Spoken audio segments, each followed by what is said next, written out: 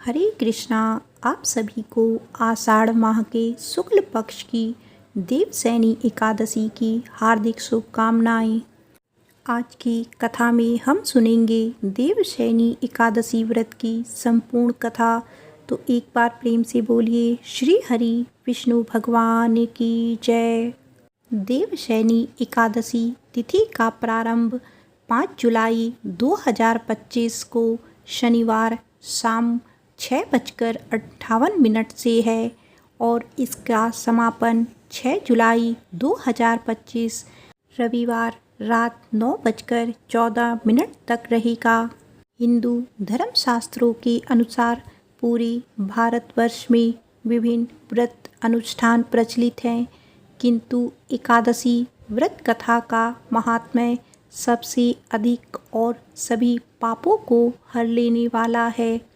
अगर मनुष्य अपने जीवन काल में एकादशी व्रत का पूर्ण विधि विधान के साथ अनुकरण करे तो उसका जीवन मंगलमय और अंततः वह मोक्ष का भागी बनता है।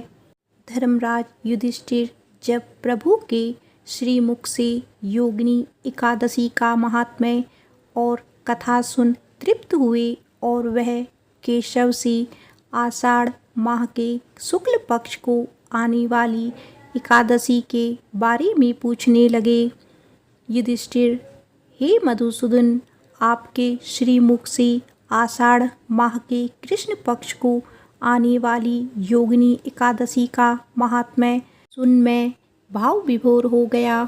अतः अब आप मुझे आषाढ़ माह के शुक्ल पक्ष को आने वाली एकादशी के बारे में बताइए।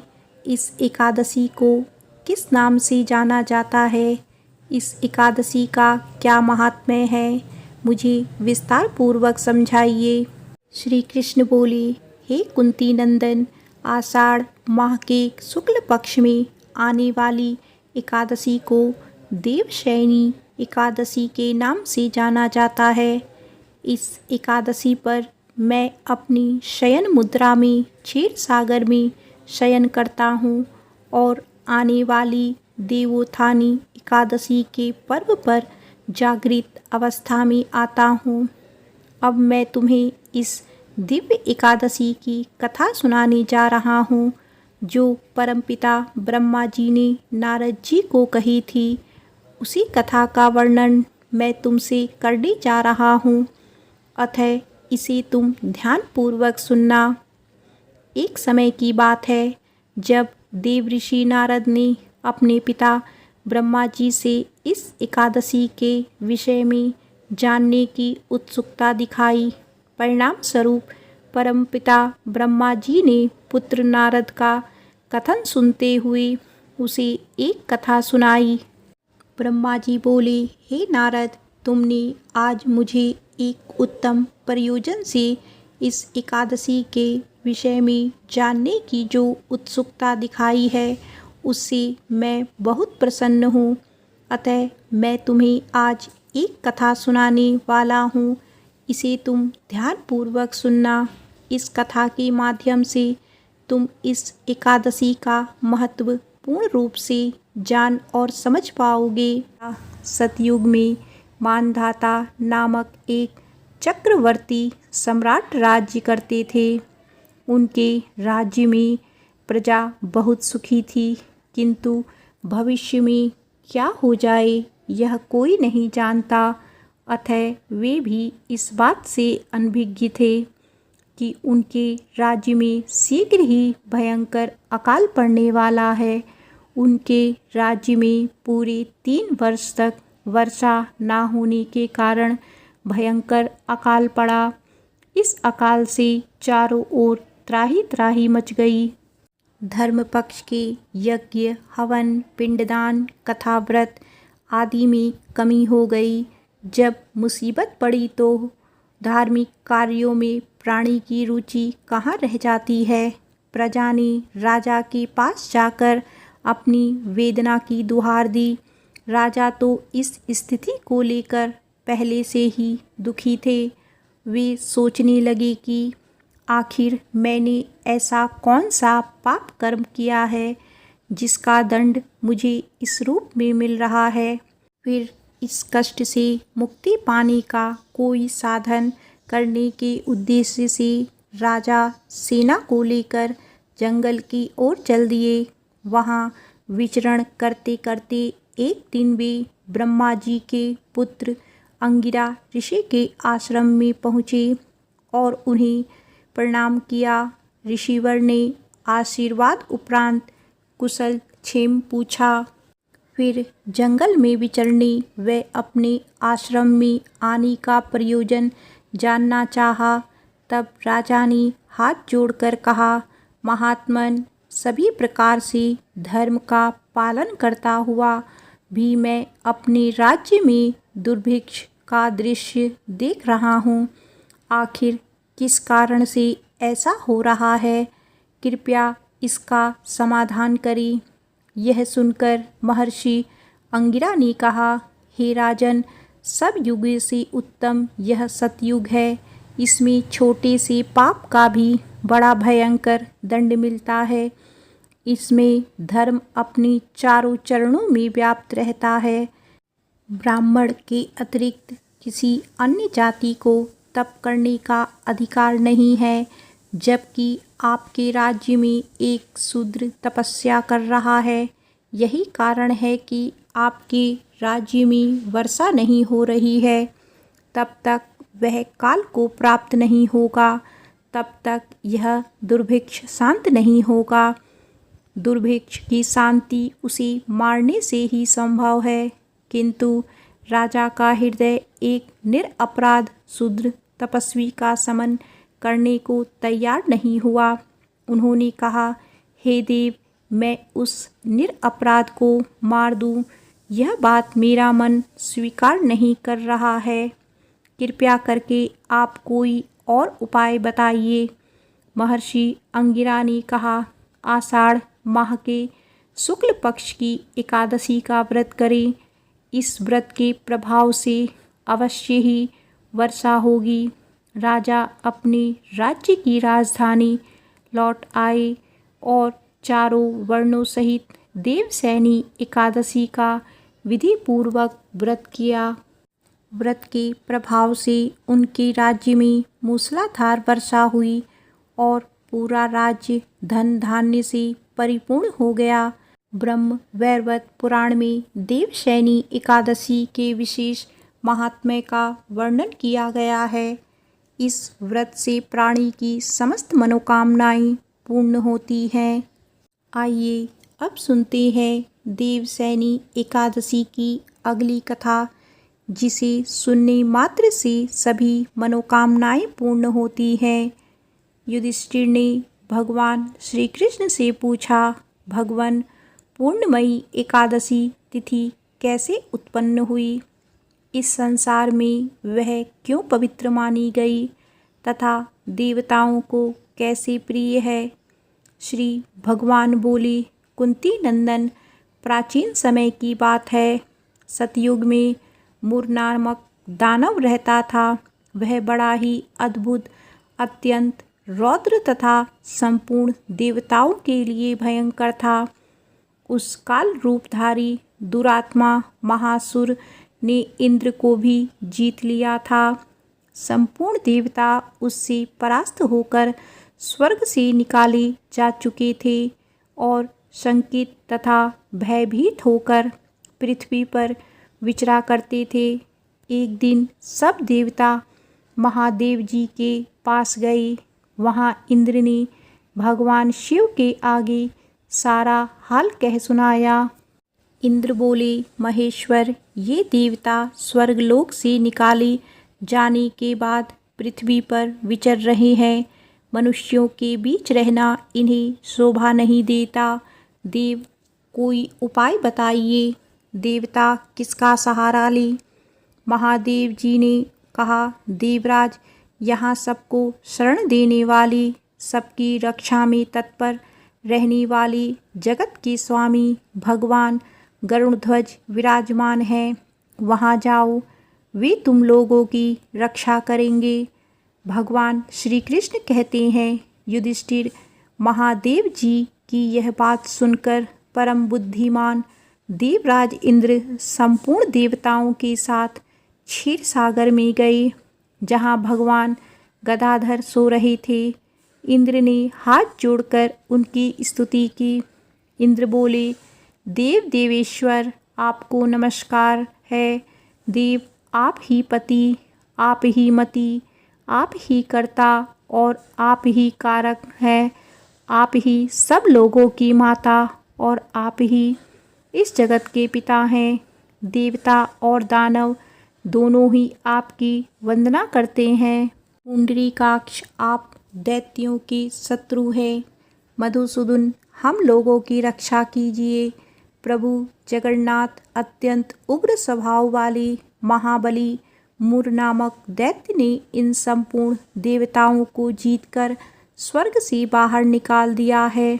भगवान देव देवेश्वर शरणागत वत्सल देवता भयभीत होकर आपकी शरण में आए हैं।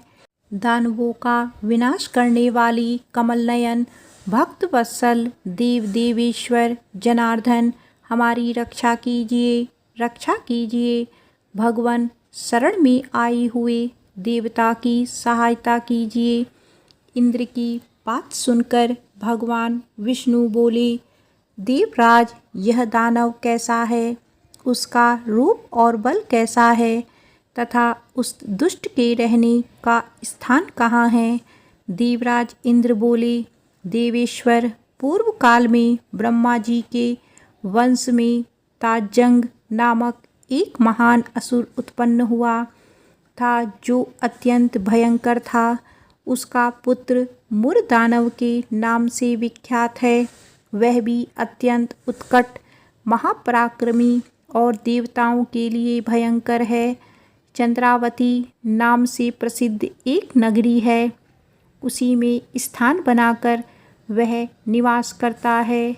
उस दैत्य ने समस्त देवताओं को परास्त करके उन्हें स्वर्गलोक से बाहर कर दिया है। उसने एक दूसरे ही इंद्र को स्वर्ग के सिंहासन पर बैठाया है। अग्नि, चंद्रमा, सूर्य, वायु तथा वरुण भी उसने दूसरे ही बनाए हैं।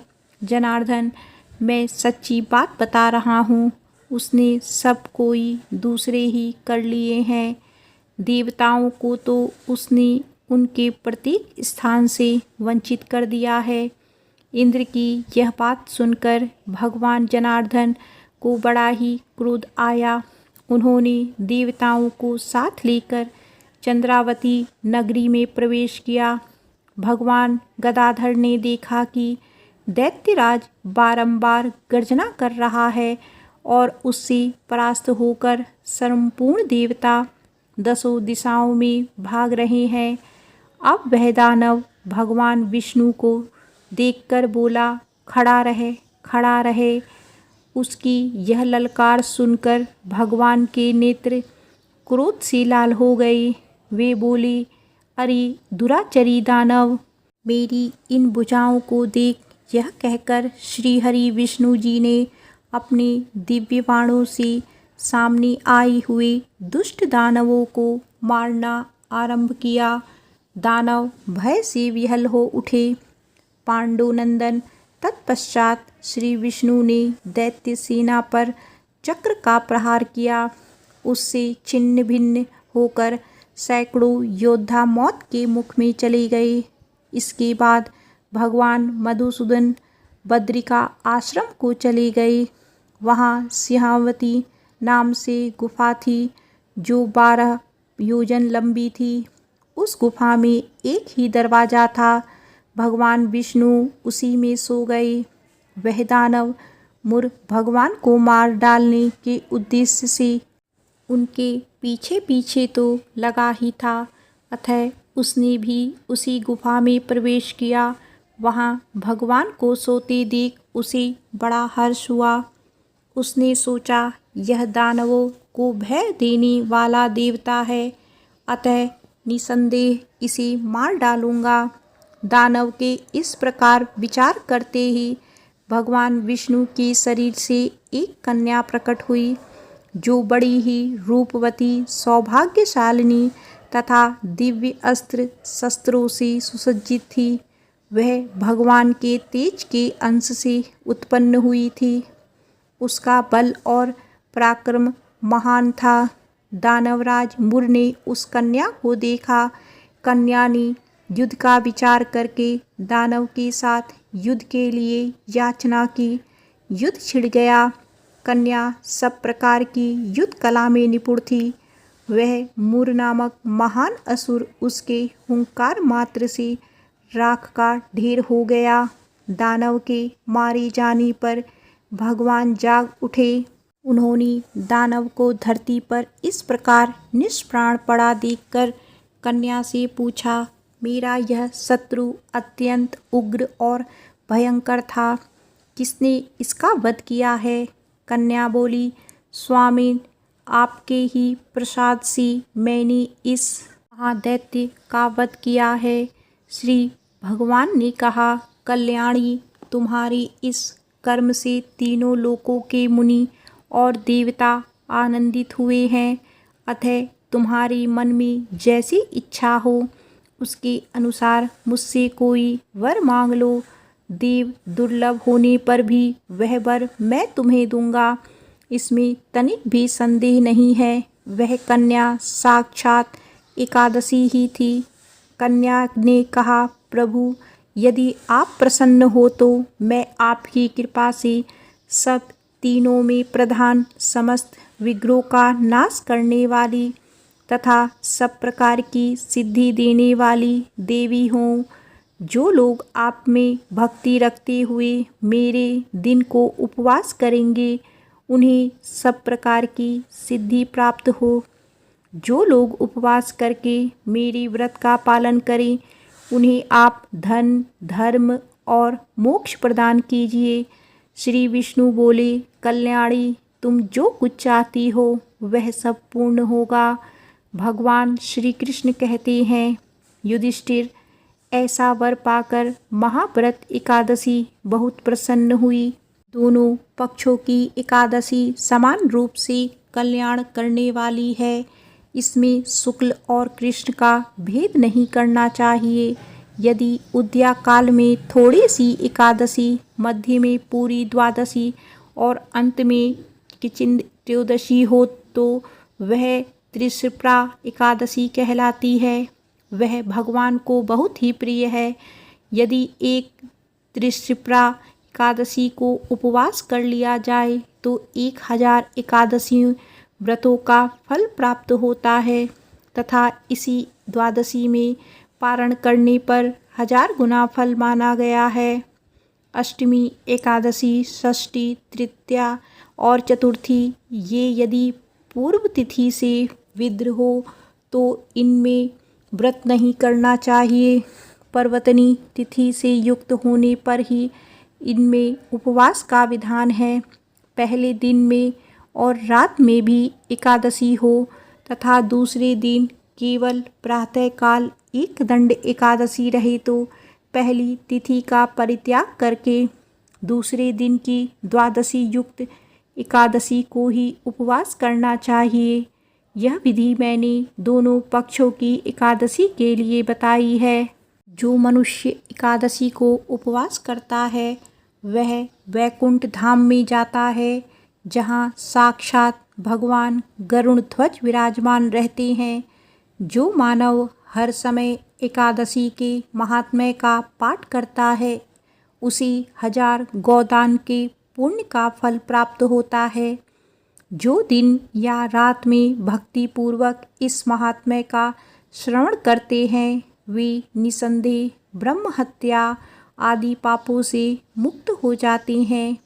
एकादशी के समान पापनाशक व्रत दूसरा कोई नहीं है। आइए अब सुनते हैं एकादशी के दिन सुनी जाने वाली श्री शालिग्राम जी की कथा। तो एक बार प्रेम से बोलिए, श्री शालिग्राम भगवान की जय। एक कसाई था जिसका नाम था सदना। वह बहुत ही ईमानदार था। वो भगवान के नाम और कीर्तन में मस्त रहा करता था। यहाँ तक कि मांस को काटते बेचते हुए भी वह भगवान का नाम गुणगान करता रहता था। एक दिन वह अपनी ही धुन में कहीं जा रहा था कि अचानक उसके पैर से कोई पत्थर टकराया। वह रुक गया और उसने देखा एक काले रंग के गोल पत्थर से उसका पैर टकरा गया है। उसने वह पत्थर उठा लिया और अपनी जेब में रख लिया, यह सोचकर कि यह मांस तौलने के काम में आएगा। वापस आकर उसने वह पत्थर मांस के वजन को तौलने के काम में लगाया। कुछ ही दिनों में उसने समझ लिया कि यह पत्थर कोई साधारण नहीं है, क्योंकि जितना वजन उसको तौलना होता है पत्थर उतने ही वजन का हो जाता। धीरे धीरे यह बात फैलने लगी कि सदना कसाई के पास वजन करने वाला पत्थर है। वह जितना चाहता है पत्थर उतना ही तौल देता है। किसी को 1 किलो मांस देना होता है तो तराजू में उस पत्थर को एक तरफ डालने पर दूसरी ओर 1 किलो का ही मांस तुलता है। अगर किसी को 2 किलो चाहिए हो तो वह पत्थर 2 किलो के भार जितना भारी हो जाता है। इस चमत्कार के कारण उसके यहाँ लोगों की भीड़ जुटने लगी। भीड़ जुटने के साथ ही सदना की दुकान की बिक्री बढ़ गई। यह बात एक ब्राह्मण तक भी पहुंची। हालांकि वह ऐसी अशुद्ध जगह पर नहीं जाना चाहते थे जहां मांस कटता हो व बिकता हो, किंतु चमत्कारी पत्थर को देखने की उत्सुकता उसे सदना की दुकान तक खींच लाई। दूर से खड़ा होकर वह सदना कसाई को मांस तौलते देखने लगा। उसने देखा कि कैसे वह पत्थर हर प्रकार के वजन को बराबर तौल रहा है। ध्यान से देखने पर उसके शरीर के रोए खड़े हो गए। भीड़ के छंटने अर्थात कम होने के बाद ब्राह्मण सदना कसाई के पास गया। ब्राह्मण को अपनी दुकान में आया देखकर सदना कसाई प्रसन्न भी हुआ और आश्चर्यचकित भी। बड़ी नम्रता से सदना ने ब्राह्मण को बैठने के लिए स्थान दिया और पूछा कि वह उनकी क्या सेवा कर सकता है। ब्राह्मण बोले, तुम्हारे इस चमत्कारी पत्थर को देखने के लिए ही मैं तुम्हारी दुकान पर आया हूँ, या यूँ कहूँ कि ये चमत्कारी पत्थर ही मुझे खींचकर तुम्हारी दुकान पर ले आया है। बातों ही बातों में उन्होंने सदना कसाई को बताया कि जिसे पत्थर समझकर वो मांस तौल रहा है, वास्तव में वो शालिग्राम जी हैं, जो कि भगवान का स्वरूप होता है। शालिग्राम जी को इस तरह गले कटी मांस के बीच में रखना व उनसे मांस तौलना बहुत बड़ा पाप है। सदना बड़े ही सरल प्रवृत्ति का भक्त था। ब्राह्मण की बात सुनकर उसे लगा कि अनजाने में मैं तो बहुत बड़ा पाप कर रहा हूँ। उन्हें विनय करके सदना ने वह शालिग्राम उन ब्राह्मण को दे दिया और कहा कि आप तो ब्राह्मण हैं, इसीलिए आप ही इनकी सेवा परिचर्या करके इन्हें प्रसन्न करें। मेरे योग्य कुछ सेवा हो तो मुझे अवश्य बताएं। ब्राह्मण शालिग्राम शिला को बहुत सम्मान से घर ले आए। घर आकर उन्होंने श्री शालिग्राम जी को स्नान करवाया, पंचामृत से अभिषेक किया व पूजा अर्चना आरंभ कर दी। कुछ दिन ही बीते थे कि उन ब्राह्मण के स्वप्न में श्री शालिग्राम जी आए और कहने लगे कि हे ब्राह्मण, मैं तुम्हारी सेवा से प्रसन्न हूँ, किंतु तुम मुझे उसी कसाई के पास छोड़ आओ। स्वप्न में ही ब्राह्मण ने कारण पूछा तो उत्तर मिला कि तुम मेरी अर्चना पूजा करते हो, मुझे अच्छा लगता है, परंतु जो भक्त मेरे नाम का गुणगान कीर्तन करते रहते हैं उनको मैं अपने आप को भी बेच देता हूँ। सदना तुम्हारी तरह मेरी सेवा नहीं करता, परंतु वह हर समय मेरा नाम गुणगान करता रहता है, जो कि मुझे बहुत अच्छा लगता है, इसीलिए तो मैं उसके पास गया था। ब्राह्मण अगले दिन ही सदना कसाई के पास गया और उनको प्रणाम करके सारी बात बताई। तत्पश्चात श्री शालिग्राम जी को उन्हें सौंप दिया। ब्राह्मण की बात सुनकर सदना के आंखों में आंसू आ गए।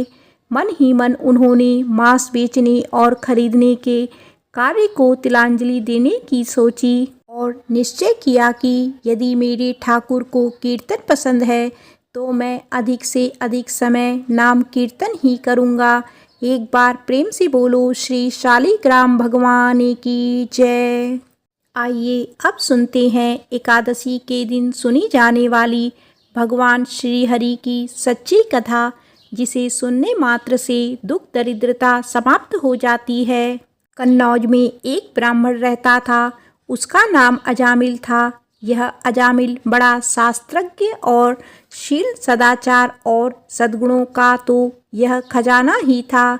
ब्रह्मचारी, विनयी, जितेंद्रिय, सत्यनिष्ठ, मंत्रवेता और पवित्र भी था। इसने गुरु, संत, महात्माओं सबकी सेवा की थी। एक बार अपने पिता के आदेशानुसार वन में गया और वहाँ से फल फूल, समृद्धा तथा कुछ लेकर घर के लिए लौटा। लौटते समय इसने देखा कि एक व्यक्ति मदिरा पीकर किसी वेश्या के साथ विहार कर रहा है। वेश्या भी शराब पीकर मतवाली हो रही है। अजामिल ने पाप किया नहीं, केवल आंखों से देखा और काम के वश में हो गया। अजामिल ने अपने मन को रोकने की बहुत कोशिश की, लेकिन नाकाम रहा। अब यह मन ही मन उसी वेश्या का चिंतन करने लगा और अपने धर्म से विमुख हो गया। अजामिल सुंदर सुंदर वस्त्र, आभूषण आदि वस्तुएं जिनसे वह प्रसन्न होती थी ले आता था। यहाँ तक कि इसने अपने पिता की सारी संपत्ति देकर भी उसे उल्टा को रिझाया। यह ब्राह्मण उसी प्रकार की चेष्टा करता रहा जिससे वह वेश्या प्रसन्न हो। इस वेश्या के चक्कर में इतने अपने कुलीन नवयुवती और विवाहिता पत्नी तक का परित्याग कर दिया और उस वेश्या के साथ रहने लगा। इसने बहुत दिनों तक वेश्या के मल समान अपवित्र अन्न से अपना जीवन व्यतीत किया और अपना सारा जीवन ही पापमय कर लिया। यह कुबुद्धि न्याय से, अन्याय से, जैसे भी जहाँ कहीं भी धन मिलता वहीं से उठा लाता और उस वेश्या के बड़े कुटुंब का पालन करने में ही व्यस्त रहता था। चोरी से, जुए से और धोखाधड़ी से अपने परिवार का पेट पालता था। एक बार कुछ संत इसके गांव में आए। गांव के बाहर संतों ने कुछ लोगों से पूछा कि भैया किसी ब्राह्मण का घर बताइए, हमें वहां पर रात गुजारनी है। इन लोगों ने संतों के साथ मजाक किया और कहा, संतों, हमारी गांव में तो एक ही श्रेष्ठ ब्राह्मण है जिसका नाम है अजामिल, और इतना बड़ा भगवान का भक्त है कि गांव के अंदर नहीं रहता, गांव के बाहर ही रहता है। अब संत जन अजामिल के घर पहुँचे और दरवाज़ा खटखटाया। भक्त अजामिल, दरवाज़ा खोलो। जैसे ही अजामिल ने आज दरवाज़ा खोला तो संतों के दर्शन करते ही मानो आज अपने पुराने अच्छे कर्म उसे याद आ गई।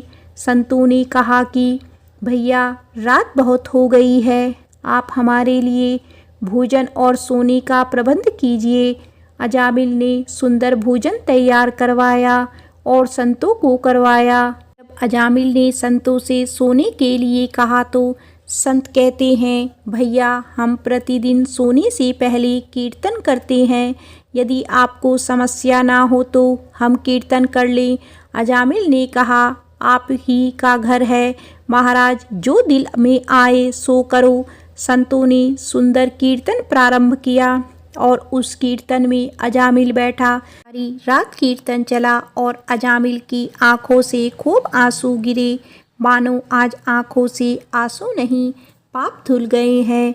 सारी रात भगवान का नाम लिया। जब सुबह हुई संत जन चलने लगे तो अजामिल ने कहा, महात्माओं मुझे माफ़ कर दीजिए, मैं कोई भक्त नहीं हूँ, मैं तो एक महापापी हूँ। मैं वेश्या के साथ रहता हूँ और मुझे गांव से बाहर निकाल दिया गया है। केवल आपकी सेवा के लिए मैंने आपको भोजन करवाया, नहीं तो मुझसे बड़ा पापी कोई नहीं है। संतों ने कहा, अरे अजामिल, तूने ये बात हमें कल क्यों नहीं बताई? हम तेरे घर में रुकते ही नहीं। अब तूने हमें आश्रय दिया है तो चिंता मत कर। ये बता, तेरे घर में कितने बालक हैं? अजामिल ने बता दिया कि महाराज 9 बच्चे हैं और अभी ये गर्भवती है। तूने कहा कि इस बार जो तेरी संतान होगी वो तेरे पुत्र होगा और तू उसका नाम नारायण रखना, जा तेरा कल्याण हो जाएगा। संत जन आशीर्वाद देकर चले गए। समय बीता, उसके पुत्र हुआ, नाम रखा नारायण। अजामिल अपने पुत्र नारायण में बहुत आसक्त था। अजामिल ने अपना पूरा संपूर्ण हृदय अपने बच्चे नारायण को सौंप दिया था।